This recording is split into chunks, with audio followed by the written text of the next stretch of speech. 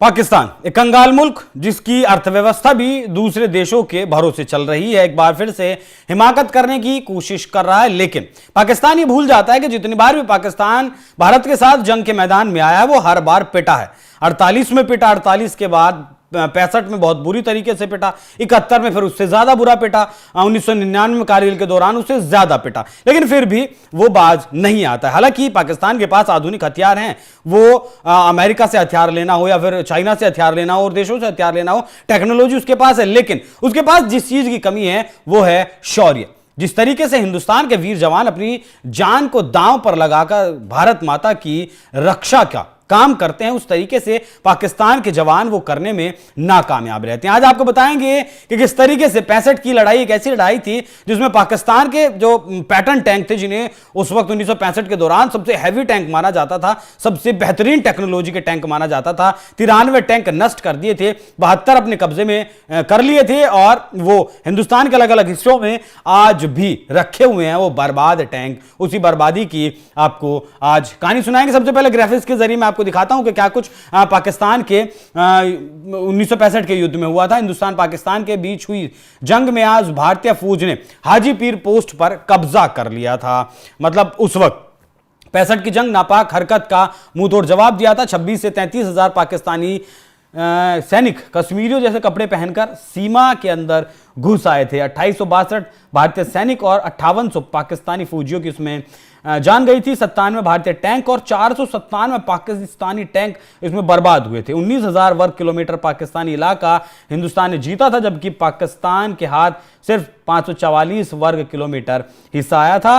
अगर पाकिस्तान हमारी जमीन पर कब्जे के ख्वाब देख रहा है तो ईंट का जवाब पत्थर से दिया जाएगा, ये उस वक्त लाल बहादुर शास्त्री ने कहा था। तो आप अंदर को समझ सकते हैं कि किस तरीके से हिंदुस्तान के सिर्फ 97 टैंक और पाकिस्तान के 497 टैंक भारत ने अपने मतलब नष्ट कर दिए थे। एक बार फिर से जो तस्वीरें आपकी स्क्रीन पर चल रही हैं, एक बार फिर से पाकिस्तान इन्हीं मतलब मौजूदा वक्त में जो उसके पास टैंक है सड़कों पर देख सकते हैं कि किस तरीके से पीओके के इलाके में डिप्लॉयमेंट इन टैंकों का लगातार कर रहा है। लेकिन आखिर करेगा क्या, क्योंकि जीत तो वो पाएगा नहीं, हर बार वो पिटा है।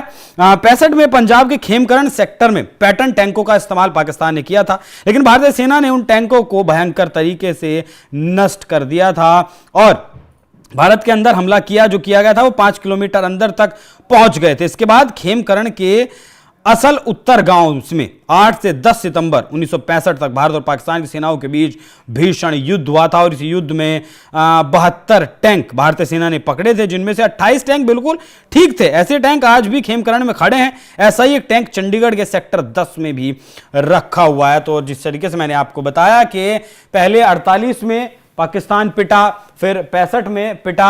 हालांकि 65 की जो लड़ाई में पाकिस्तान कूदा था वो 62 की लड़ाई को देखकर कूदा था। जिस तरीके से 62 में चीन और भारत आमने सामने हुए थे और उस वक्त भारत थोड़ा कमजोर चीन के सामने पड़ा था, तो पाकिस्तान को लगा कि 65 की लड़ाई वो जीत लेगा। 48 की लड़ाई जिस तरीके से वो हारा था, लेकिन वो वैसा नहीं कर पाया। और इस बार भी अगर जिस तरीके से तैयारियां वो कर रहा है, उसके मंत्री कह रहे हैं कि 130 मिसाइलों का मुंह भारत की तरफ किया हुआ है, तो उन मिसाइलों का कुछ हो नहीं पाएगा, क्योंकि भारत ऐसी तकनीक विकसित फिलहाल कर चुका है जिसके दम पर लगभग 2 मिनट के भीतर भारत की कोई भी मिसाइल पाकिस्तान का जिस इलाके को चाहे उस इलाके को नेस्तनाबूद कर सकती है। स्क्रैम जेट इंजन, ये तकनीक अमेरिका, चीन, रूस के पास अब तक थी और अब इसका सफल परीक्षण हिंदुस्तान ने भी कर लिया है। तो पीओके में घुसने की अगर कोशिश करेगा पाकिस्तान या फिर हिंदुस्तानी सेना के ऊपर हमला करने की कोशिश करेगा, तो इस बार हिंदुस्तानी सेना जिस तरीके से शिमला समझौते के तहत 72 में वापस की गई थी जमीनें 71 की लड़ाई के बाद 13,000 वर्ग किलोमीटर और ये 19,000 वर्ग किलोमीटर जो भारत ने अपने कब्जे में ली थी, सब वापस कर दी गई बड़ा भाई होने के नाते। लेकिन इस बार वैसा नहीं होगा। इस बार जहां तक पाकिस्तानी सेना पहुंचेगी वहां तक हिंदुस्तान की लकीर खिंच जाएगी। पाकिस्तान को इस बात का ध्यान रखना होगा। बाकी इस पूरे विषय पर आप लोग क्या सोचते हैं, कमेंट कर जरूर बताइएगा। नमस्कार।